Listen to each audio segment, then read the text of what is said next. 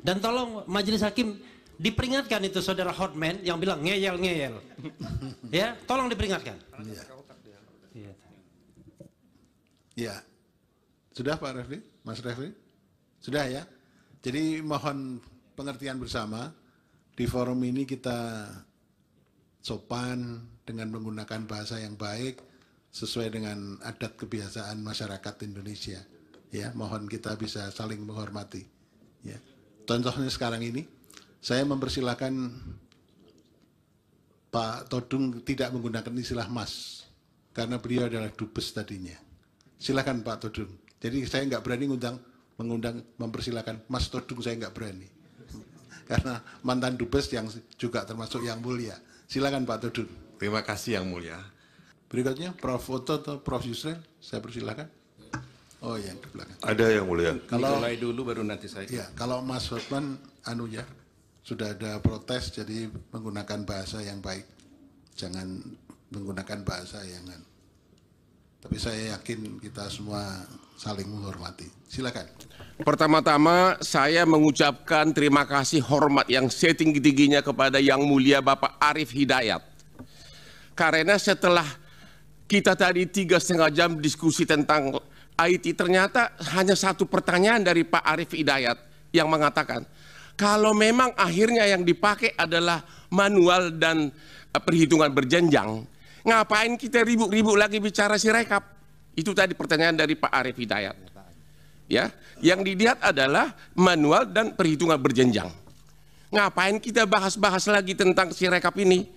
Ya, sekali lagi saya hormat saya kepada Bapak Arief Hidayat karena Bapak sudah mengingatkan kami bahwa kami ini adalah sarjana hukum. Dari tadi kita kuliah komputer. Pak Hotman, Pertanyaannya apa Pak Hotman? Ya. Sebentar Pak Hotman. Tadi pada waktu mengirim tabik saya lihat cincinnya bagus-bagus itu. Pertanyaan saya, saudara saksi, kalau ternyata yang dipakai dalam SK pengumuman final perhitungan suara adalah manual dan perhitungan berjenjang, bukan hasil dari Sirekap, masih perlu nggak Bapak kuliah di sini? Masih perlu nggak kita bahas tentang Sirekap? Ya, masih perlu nggak saksi menjawab pertanyaan dari Pak Refli dan Bambang yang selalu ngeyel tentang Sirekap ini? Pak Hotman, tadi saya sudah tegaskan, ini didalilkan kami mahkamah berkepentingan mendapatkan penjelasan soal ini. Tapi saya bertanya, jangan dianggap kehadiran orang itu tidak penting. Kami menganggap penting. Oke, jadi jangan persoalkan kehadirannya lagi. Oke. Pertanyaannya apa sekarang? Pertanyaannya, apakah saksi setuju karena yang diumumkan itu adalah perhitungan manual dan berjenjang, bukan hasil dari Sirekap, maka kelemahan dari Sirekap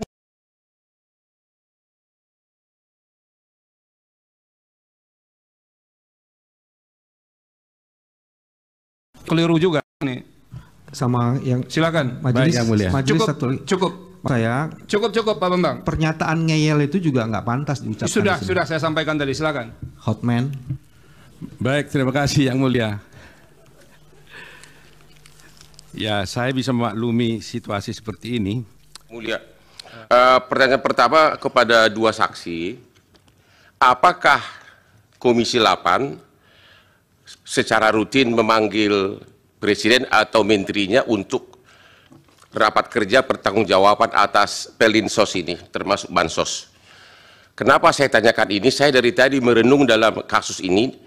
Dalam permohonan yang menjadi dasar utama adalah Jokowi dituduh mempersalahgunakan Bansos dan juga TSM. Intinya nanti bagaimana bisa nanti majelis MK memutus Jokowi bersalah atau tidak sementara orangnya tidak ikut sebagai pihak.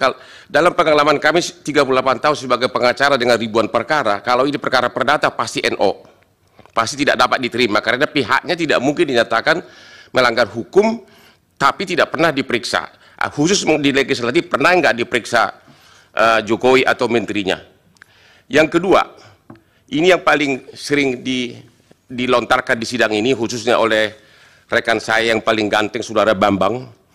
Katanya Jokowi itu berkeliling di kantong-kantong di mana pernah Prabowo kalah. Pertanyaannya, apakah benar bahwa apapun yang diserahkan oleh Jokowi itu kepada keluarga KPM, penerima manfaat, datanya harus berdasarkan yang Bapak bilang tadi, DTKS, data terpadu kesejahteraan sosial. Hanya, benar nggak? Hanya diambil sampel beberapa, di beberapa titik, barulah Jokowi datang simbolik. Ya, jadi apakah benar bahwa apa yang dibagikan oleh Jokowi tersebut hanya secara simbolik, dan itu bukan data yang dibuat-buat, bukan dari kantong Jokowi, tapi murni dari data terpadu DTKS yang sudah ada di Kementerian Sosial. Ya, untuk membantah bahwa bukan Jokowi datang untuk kampanye. Yang ketiga, salah satu adalah yang sebagaimana Bapak tadi itu mengatakan bahwa Perlinsos itu itemnya banyak, dari mulai energi, pupuk, BPJS, hanya BPJS saja 98,8 triliun. Bansos di 2023 cuma 97 triliun. Pertanyaan kami adalah, di dalam rapat ini, di dalam sidang ini kemarin ada saksi mengatakan Jokowi melakukan korupsi karena mengambil anggaran dari kementerian lain dipindahkan ke Bansos. Yang saya tahu itulah namanya automatic adjustment, yaitu kalau kementerian lain ada anggarannya sisa 5 atau 3%, maka itu Jokowi berwenang memindahkan ke anggaran lain. Pertanyaan saya, selama periode Bapak di DPR, sudah berapa tahun automatic adjustment itu berlaku? Apakah hanya gara-gara menjelang pemilu atau memang sudah lama? Dan apakah itu perbuatan ilegal? Apakah harus minta persetujuan DPR? Dan apakah itu perbuatan korupsi? Ya. Cukup, Pak Hotman? Satu lagi terakhir. Iya. Satu terakhir.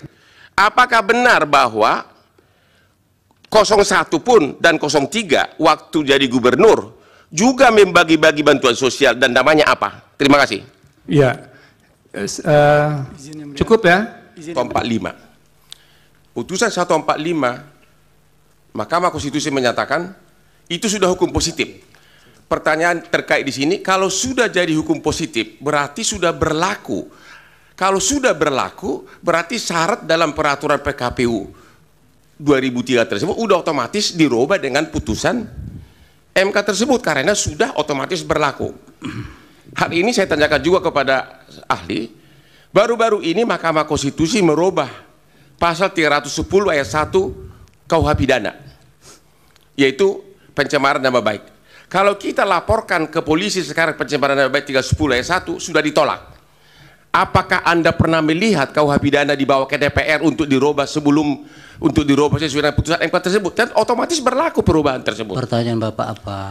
Ya, pertanyaan saya itu sudah ada contoh nyata dalam praktek bahwa pasal 47 itu sudah diterapkan. Ya, jadi Bapak tidak bertanya. Pertanyaannya, apakah masih perlu ditafsirkan pasal 47 tersebut? Yang kedua, mengenai pengertian, pertanyaan kedua adalah mengenai. Boleh kami mengusulkan sesuatu, Yang Mulia? Apa, Bro? Supaya kami ini tidak bingung saya terkait. Mungkin lebih baik kuasa hukum yang menghadirkan ahli, menerangkan ahli ini sebenarnya ahli apa? Ya, itu apakah ahli pidana, ekonomi, atau ahli nujum, atau ahli apa dihadirkan di sini? Kami bingung. Sudah nanti kami yang menilai, Prof. Majelis juga tadi pertanyaan Hotman Paris belum dijawab. Apakah permohonan pemohon dengan tuduhan Jokowi melakukan korupsi bisa dipakai oleh MK sebagai dasar membatalkan pemilu hanya karena keahlian beliau? Belum dijawab Majelis. Ya. Tolong dijawab. Iya, tidak usah terlalu semangat. Bapak mau jawab tidak? Saya itu serahkan karena keputusannya adalah di mahkamah, jadi saya menyerahkannya kepada mahkamah. Ya, itu, Pak Hotman. Bukan wewenang saya. Ahli juga tidak harus dipaksakan untuk menjawab, apalagi untuk sama dengan yang diinginkan. Majelis Dan ahli ini kan juga menjawab berdasarkan data, jadi bukan hanya berdasarkan omon-omon. Mohon izin Majelis, kan dia yang memulai, dia yang mengatakan Jokowi korupsi, dia yang mengatakan ini, dia harus konsekuen dong sebagai ahli menerangkan. Iya, tapi pada bagian apakah itu menjadi kewenangan MK kan tidak dijawab. Ya maksud saya dia sebagai ahli harusnya konsekuen dengan jawabannya, jangan cuma omon-omon. Anda tidak bisa memaksa seperti itu. Terima kasih ya ahli, keterangannya mudah-mudahan bermanfaat untuk pengambil. wabarakatuh.